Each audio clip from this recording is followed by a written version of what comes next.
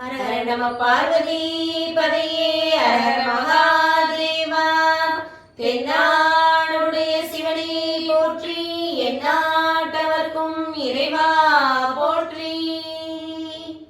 திருவாவூர் ஆதீன குருமகா சன்னிதானம் திருவடிகள் போற்றி போற்றி.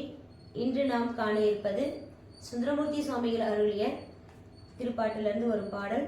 தலம் திருச்சுழியல். ஊனாய் உயிர் புகழாய் அகலிடமாய் முகில் பொழியும் என தொடங்குவது.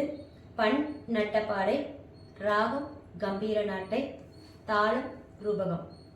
ஒரு லைனுக்கு 4 ரூபகம், 2 தட்டு, ஒரு திருப்பு.